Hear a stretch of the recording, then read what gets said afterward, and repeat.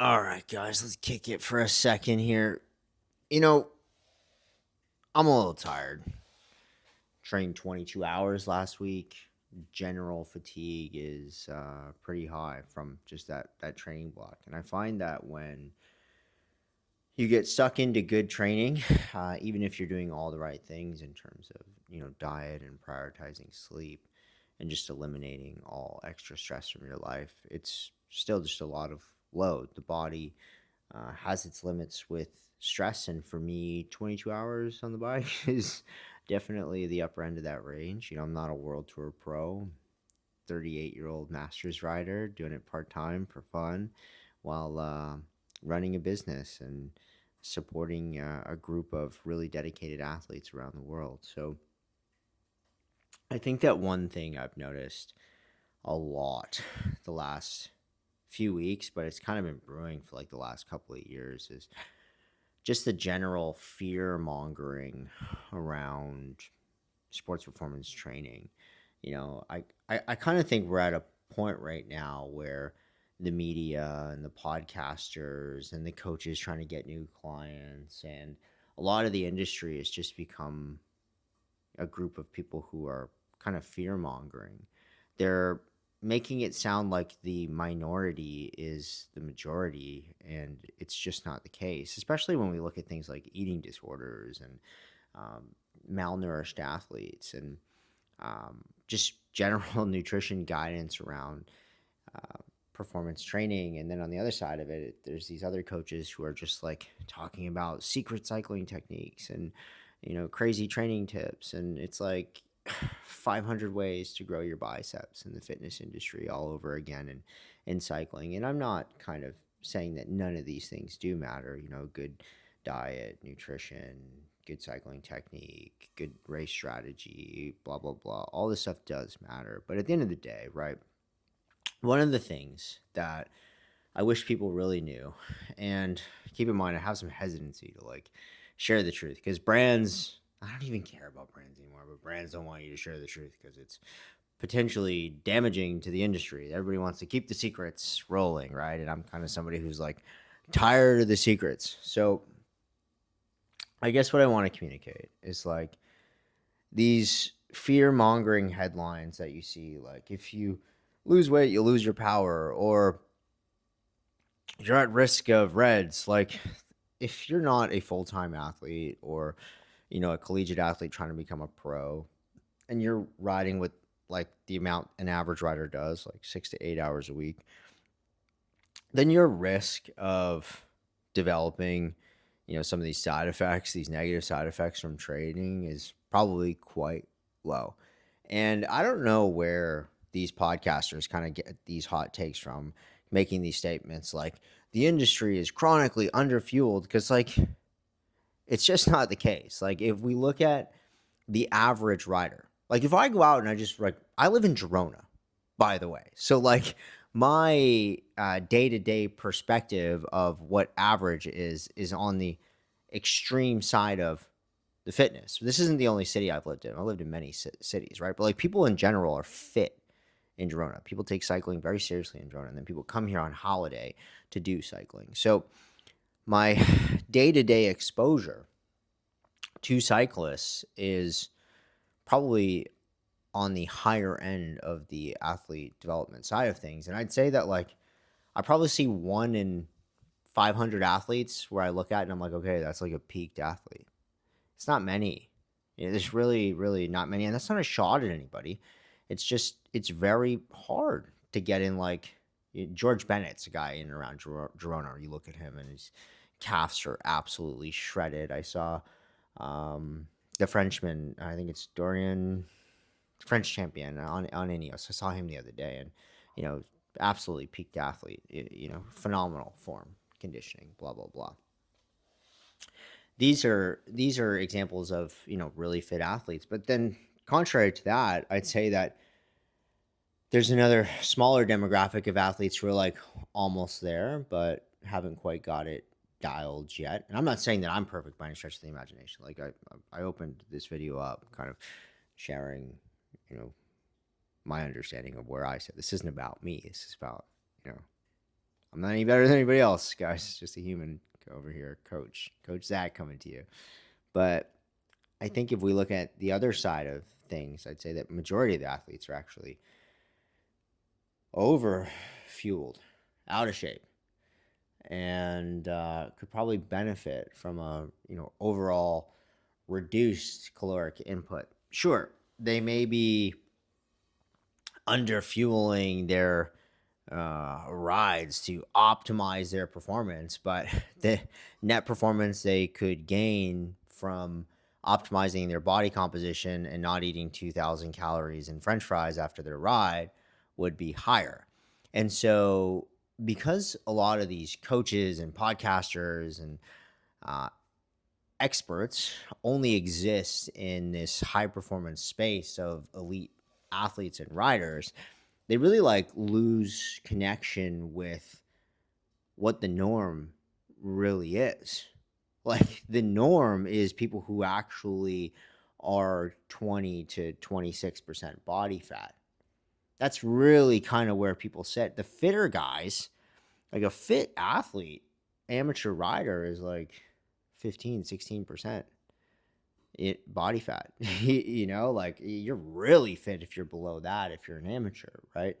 So I think that a lot of the information that just gets put out, it comes from such a narrow scoped lens of the extremists that it really becomes completely irrelevant to amateur riders. But the content and the information, it's all delivered to the amateur. So what are people to think, right? How are people to receive this information? They're listening, they're tuning in to these experts, and they want to do their best because that's the natural nature of anybody doing endurance sports. They're out here because they love personal progress and they want to be as good as they can, but they're getting advice that's really not directed towards them. So I think I've just been in this game so long now where I think I see a few different potential problems here. You've got the micro alpha in small communities in different areas around the world who's giving advice to people who are on the group rides in the community, et cetera, and they're saying things like, yeah, if you lose weight, you lose your power. I know I was, and this happens at all levels, right? Like I was with a group of people some time ago, and I told them what my goals were, and I have like a weight target I'm trying to achieve for an objective. I'm not going to get into all that, but that person just heard the number and they freaked out.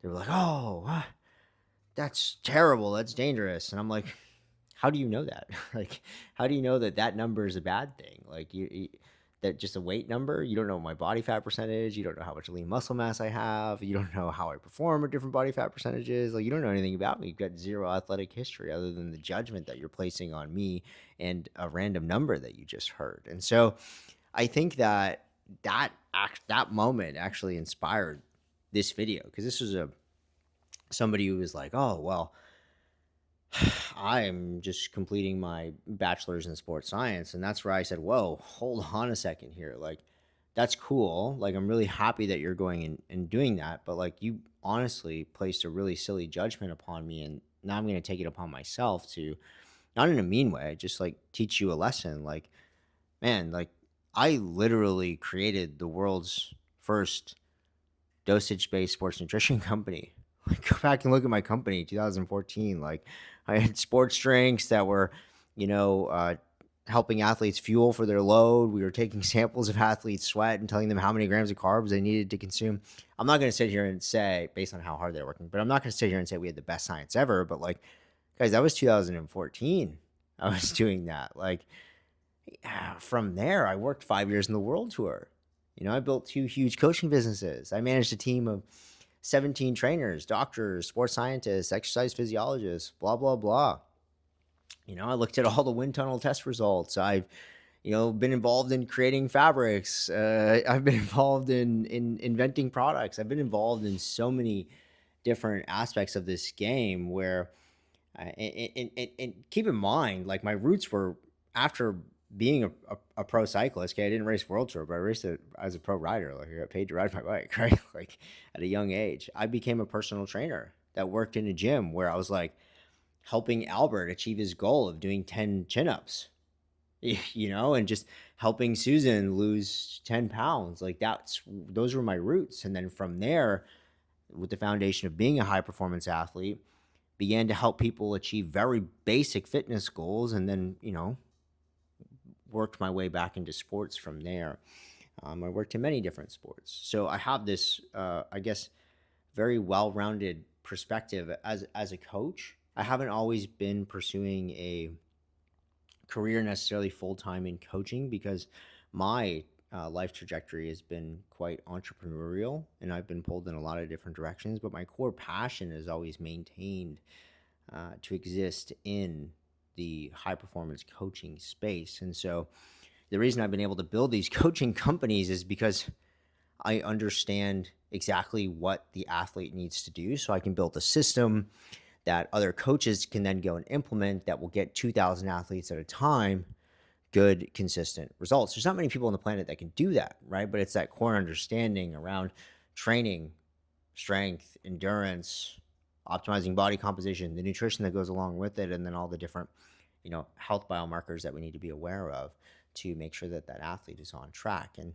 it's not just me, right? Like, I've literally had the pleasure of working with some of the smartest doctors and sport scientists in the world. I've been involved in even, you know, creating some studies. I think a lot of people don't realize that, researchers at universities, like, they're not really people that make a ton of cash, So the way they kind of tap into their most successful model as a researcher or a PhD is to, form some kind of company and around their area of expertise. And in a lot of cases, that's a consumer product, a consumable product, something with a recurring revenue, right? So the root of a lot of, I don't want to say misinformation, I just want to say like misdirected information comes from, very deep state. And this isn't like a conspiracy theory, right? It's like, it's just very deep state integration where, those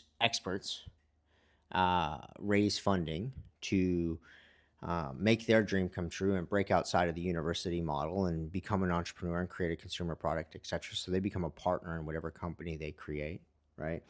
And then they get a budget.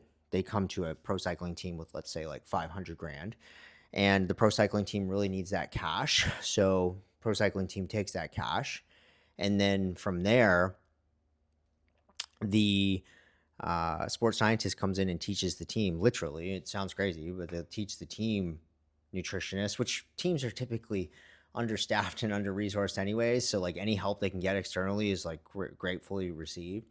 But they'll come in and then, teach the athletes and the coaches on the team exactly how they want their nutritional products administered. And that advice is typically quite well received for a lot of different reasons, right? Now, athletes are the area of truth. Athletes come in and push back and say, no, I want to do it this way or that way. And that ultimately is like what goes in most cases. Like, the athletes are going to do what they want and what they feel is best. And I believe that's how it should be.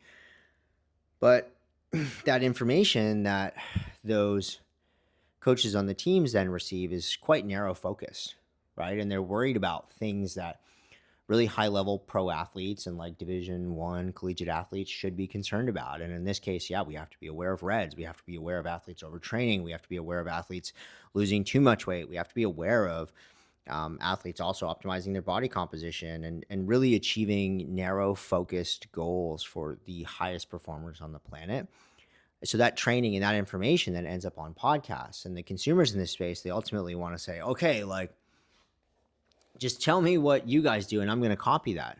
But they can't, because really in a lot of cases, like, amateur riders are much closer to Albert trying to do his 8 chin-ups and Susan trying to lose her 10 pounds than Tadej Pogacar trying to win his, I don't know, what is it, 4th or 5th Tour de France, right? From a physiology perspective, pro cyclists, the elite of the elite, are like UFOs compared to a regular human being. And so I'm not saying that it's like reaching the public from a place of bad intention. I'm just saying it's being communicated in a misdirected way.